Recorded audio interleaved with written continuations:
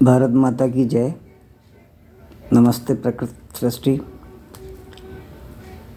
देखिए साथियों, मैं आज आपसे कुछ ऐसी बात करना चाह रहा हूँ जो शायद ही किसी को पसंद आए। मैं ये कहना चाहता हूँ कि भाई आप लोग शाकाहारी हैं कि मांसाहारी हैं, आप सनातनी हैं, अपने आप को हिंदू बोलते हैं, या फिर आप जिहादी हैं या ईसाई हैं, क्या हैं आप सवेरे से उठते ही मांसाहार का सेवन करने लग जाते हैं और फिर ये कहते हैं जी कि हम तो शाकाहारी हैं। अरे भाई, आपको क्या आवश्यकता पड़ रही है? आपको अगर डॉक्टर नेचर वेलनेस का आयुष स्माइल टूथपेस्ट नहीं उपलब्ध होता है तो आप नीम की टहनी तोड़िए, आप बबूल की टहनी तोड़िए, उनसे पेस्ट वो दांत साफ कर लीजिए। आपको कुछ प्रोटीन मिलेगा और आपको शरीर की त्वचा भी सही रहेगी। दांत तो सही रहेंगे ही रहेंगे, त्वचा भी सही रहेगी। और यदि डॉक्टर नेचर वेलनेस का आयुष स्माइल टूथपेस्ट उपलब्ध है तो बेहतरीन बात है, श्रेष्ठ बात है।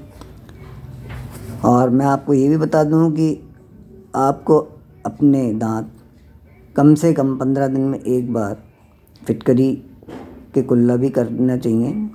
और कभी आपको हल्दी, उसमें सेंधा नमक, उसमें सरसों का तेल डॉक्टर नेचर वेलनेस का, और फिटकरी का चूरा, फिटकरी जो मतलब फूल होते हैं, यानी फिटकरी को पहले तवे पर थोड़ा सा सेक लीजिए तो वो फूल जाएगी, थोड़ा सा पानी छोड़ेगी, उसके बाद उसको आप जलने लग जाएगा। जब उसको उतार लीजिए, उसको पीस करके उसमें मिला लीजिए। और भी बहुत सारी चीज़ें मिला सकते हैं आप, लेकिन ये सबसे सिंपल है, आप इनको मिलाइए और इससे आप मंजन करिए और आप फिर उसका परिणाम देखिए।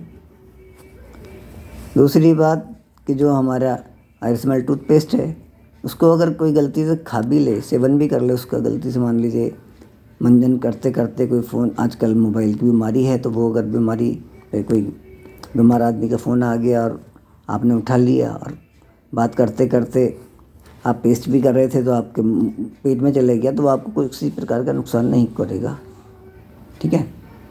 तो लेकिन वो खाद्य वस्तु नहीं है, तो ये नहीं कि उसको आप सेवन ही करने लग जाए कि भाई खा लीजिए, इसको खा लें, ऐसा नहीं है।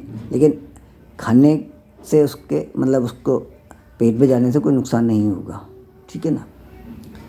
इसी प्रकार लोग कहते हैं जी कि हमें जब तक आँखों का डॉक्टर नहीं बोलेगा, नेत्र विशेषज्ञ नहीं कहेगा कि साहब आप ये ड्रॉप्स डाल लो, आई ड्रॉप डाल लो, तब तक हम कोई भी दवा नहीं